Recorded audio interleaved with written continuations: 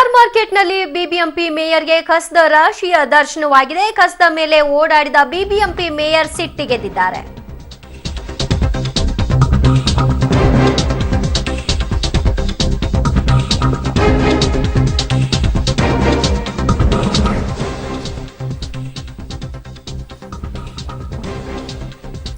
K R ಮಾರ್ಕೆಟ್ನಲ್ಲಿ BBMP ಮೇಯರ್ಗೆ ಕಸದ ರಾಶಿಯ ದರ್ಶನವಾಗಿದೆ. ಕಸದ ರಾಶಿಯ ಮೇಲೆ ಓಡಾಡಿದ್ದಾರೆ ಬಿಬಿಎಂಪಿ ಮೇಯರ್. ಜೊತೆಗೆ ಅವರಿಗೆ ಇದೆಲ್ಲವನ್ನು ಕಂಡು ಸಿಟ್ಟು ನೆತ್ತಿಗೇರಿದೆ. ಕಸದ ಮಧ್ಯೆನೇ ನಡೆದಂತಹ ಪದ್ಮಾವತಿ ಅಸಮಾಧಾನಗೊಂಡು ಇಷ್ಟೊಂದು ಕಸ ಇದೆ, ಅಧಿಕಾರಿಗಳಾಗಿ ನೀವೇನ್ ಮಾಡ್ತಾ ಇದ್ದೀರಿ ಅಂತ ಅಧಿಕಾರಿಗಳನ್ನ ತರಾಟೆಗೆ ತೆಗೆದುಕೊಂಡಿದ್ದಾರೆ.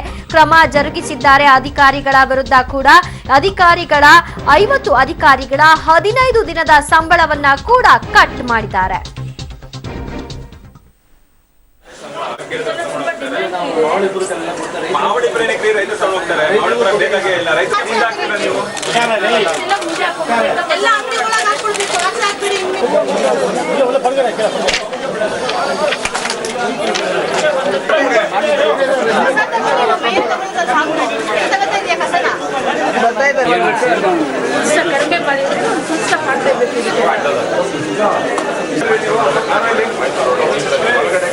ಜನ ಅಷ್ಟೇ ಇಡೋಕೆ ಆಗಲ್ಲ. ಏನ್ರಿ ಇದು ಸರಿ ಅನ್ಸ್ತಾ ಇದೆ ನಿಮಗೆ? ನೀವು ಹಿಂಗೆ ಕೂತಿದ್ದೀರಲ್ಲ, ಸರಿ ಅನ್ಸುತ್ತೆ?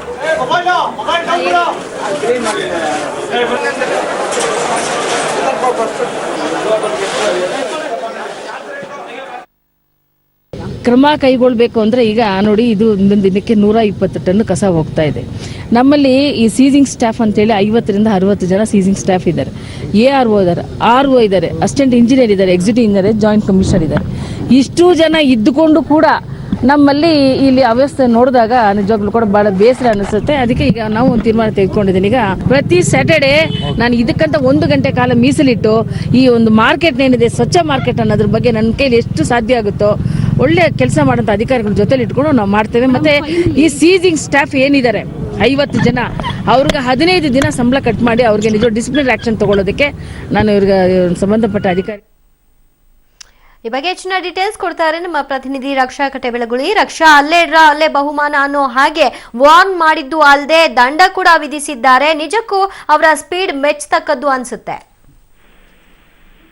ದಿವ್ಯಾ, ಹೌದು, ಪದ್ಮಾವತಿ ಅವರ ಸ್ಪೀಡ್ ನ ಖಂಡಿತ ಮೆಚ್ಕೋಬೇಕು, ಅದ್ರಲ್ಲಿ 2 ಮಾತಿಲ್ಲ. ಯಾಕಂತಂದ್ರೆ ಪದ್ಮಾವತಿ ಅವರು ಇನ್ನೂ ಕೇವಲ 15 ದಿವಸ ಆಗಿದೆ ಅಷ್ಟೇ ಅಧಿಕಾರ ಸ್ವೀಕರಿಸಿ. ಈಗಾಗಲೇ ಎಲ್ಲಾ ಝೋನ್ಗಳಿಗೂ ವಿಸಿಟ್ ಕೊಟ್ಟು ಎಲ್ಲಾ ಝೋನ್ ಬಗ್ಗೆ ತಿಳ್ಕೊಳ್ಳೋ ಪ್ರಯತ್ನ ಮಾಡಿದ್ರು. ಅಷ್ಟೇ ಅಲ್ಲ, ಇವತ್ತು ಕೆಆರ್ ಮಾರ್ಕೆಟ್ಗೆ ಹೋಗಿದ್ರು. ನಿಜವಾಗ್ಲೂ ಖುದ್ದು ಮೇಯರ್ ಆಗಿರುವಂತ ಪದ್ಮಾವತಿ ಅವರೇನೇ ಅನ್ಕೊಂಡಿರ್ಲಿಲ್ಲ ಅನ್ಸುತ್ತೆ ಇಷ್ಟು ದೊಡ್ಡ ಮಟ್ಟದ ಕಸದ ರಾಶಿ ಅವ್ರನ್ನ ವೆಲ್ಕಮ್ ಮಾಡುತ್ತೆ ಅಂತ. ಯಾಕಂದ್ರೆ ಮಾವಳ್ಳಿಪುರ, ಮಂಡೂರ್ನ ನಿನ್ನೆ ತಾನೇ ಹೋಗಿ ನೋಡ್ಕೊಂಡ್ ಬಂದಿದ್ರು. ಅದೆಲ್ಲಕ್ಕಿಂತ ದೊಡ್ಡ ಮಟ್ಟದ ಕಸದ ರಾಶಿ ಕೆಆರ್ ಮಾರುಕಟ್ಟೆ ಒಳಗಡೆ ಇತ್ತು. ಅದು ನಿಜವಾಗ್ಲೂ ಅಲ್ಲಿ ಇದ್ದವ್ರನ್ನ ಎಲ್ಲರಿಗೂ ಕೂಡ ದಂಗ್ ಬಡಿಸಿತ್ತು ಅಂತ ಹೇಳ್ಬೋದು. ಹೌದು, ಅಲ್ಲೇ ಬಹುಮಾನ ಅನ್ನೋದಕ್ಕೆ ಆದೇಶ ಏನೋ ಮಾಡಿದ್ರು. ಆದ್ರೆ ಆ ಆದೇಶ ಎಷ್ಟು ಮಟ್ಟಿಗೆ ಪಾಲನೆ ಆಗುತ್ತೆ ಅಂತ ಗೊತ್ತಿಲ್ಲ. ಅಂದ್ರೆ ನಿಜಕ್ಕೂ ಅಲ್ಲಿ 50 ಜನಕ್ಕೆ ಏನು ಅರ್ಧ ತಿಂಗಳ ಸಂಬಳ ಕಡಿತ ಮಾಡ್ಸಕ್ಕೆ ಇದ್ದಾರೋ ಅದು ಅಪ್ಲೈ ಆಗುತ್ತಾ? ಹಾಗೇನೆ ಅಲ್ಲಿ ನೋಟಿಸ್ ಜಾರಿ ಮಾಡಿದ್ದಾರೆ. ನೋಟಿಸ್ ಯಾವ ರೀತಿ ಉತ್ತರ ಕೊಡ್ತಾರೆ, ಅದಕ್ಕೇನು ಕ್ರಮ ತಗೋತಾರೆ, ಇದನ್ನೆಲ್ಲ ಕಾದ್ ನೋಡ್ಬೇಕು. ಆದ್ರೆ ಇದೀಗ ನಾವು ಅಬ್ಸರ್ವ್ ಮಾಡ್ಬೋದು, ಈಗ ಕಳೆದ 2 ವರ್ಷಗಳ ಹಿಂದೆ ಮೇಯರ್ ಕಟ್ಟೆ ಸತ್ಯನಾರಾಯಣ ಅವರು ಸತತವಾಗಿ 1 ವರ್ಷಗಳ ಕಾಲ ಇದೇ ಕೆಆರ್ ಮಾರ್ಕೆಟ್ ನಲ್ಲಿ ಅಭಿಯಾನವನ್ನ ಮಾಡಿರ್ತಾರೆ. ಆದ್ರೆ ಅದರ ಎಫರ್ಟ್ ನಿಜವಾಗ್ಲೂ ಇವತ್ತಿಗೆ ಇಲ್ಲ. ಹಾಗಾಗಿ ಇರ್ತಕ್ಕಂಥವರಿಗೆ ಮಾತಿನ ಪೆಟ್ಟು ಖಂಡಿತ ಸಾಕೋದಿಲ್ಲ, ದೊಣ್ಣೆಯ ಪಟ್ಟೆ ಬೇಕು. ಹಾಗಾಗಿ ಏನಂದ್ರೆ ದಂಡ ವಿಧಿಸುವ ಮೂಲಕ ಕೆಆರ್ ಮಾರ್ಕೆಟ್ ನ ಈ ಕಸದ ಅವ್ಯವಸ್ಥೆಯನ್ನ ದಾರಿ ತರೋದೊಂದೇ ಮಾರ್ಗ ಅಂತ ಅನ್ಸುತ್ತೆ. ದಿವ್ಯಾ, ಥ್ಯಾಂಕ್ ಯು ರಕ್ಷಾ, ನಿಮ್ಮೆಲ್ಲ ಮಾಹಿತಿಗೆ.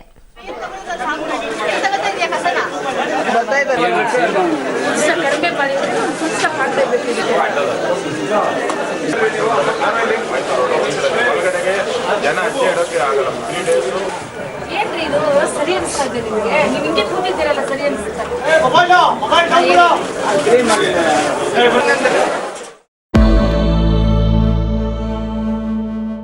ಮಹದಾಯಿ ಪ್ರತಿಷ್ಠೆಗೆ ಬಲಿಯಾಗುವ ಲಕ್ಷಣವೂ ಹೆಚ್ಚಾಗ್ತಾ ಇದೆ. ಮಹಾರಾಷ್ಟ್ರದ ಮುಖ್ಯಮಂತ್ರಿ ಸಿಎಂ ಫಡ್ನವೀಸ್ ಜೊತೆ ಮಾತನಾಡಿದ್ದೇನೆ, ಗೋವಾದಲ್ಲೂ ಪ್ರಯತ್ನ ಮಾಡ್ತೇವೆ, ಆದರೆ ಗೋವಾ ಹಾಗೂ ಮಹಾರಾಷ್ಟ್ರ ಕಾಂಗ್ರೆಸ್ ನಾಯಕರೊಂದಿಗೆ ನೀವು ಮಾತನಾಡಿ ಅಂತ ಹೇಳಿರೋ ಬಿಜೆಪಿಗೆ ಸಿದ್ದರಾಮಯ್ಯ ಆಗಲ್ಲ ಅಂತ ನಿರಾಕರಿಸಿದ್ದಾರೆ. ಹಾಸನ ಶಾಸಕ ಎಚ್.ಎಸ್. ಪ್ರಕಾಶ್ ಸಹೋದರ ಹಾಗೂ ಪಶು ವೈದ್ಯಕೀಯ ಇಲಾಖೆ ಉಪನಿರ್ದೇಶಕರಾಗಿದ್ದಂತ ಮೋಹನ್ ದಾಸ್ ಎನ್ನುವವರಿಗೆ ಸಚಿವ ಎ ಮಂಜು ಧಮಕಿ ಹಾಕಿದಂತ ಆರೋಪ ಈಗ ಕೇಳಿ ಬಂದಿದೆ.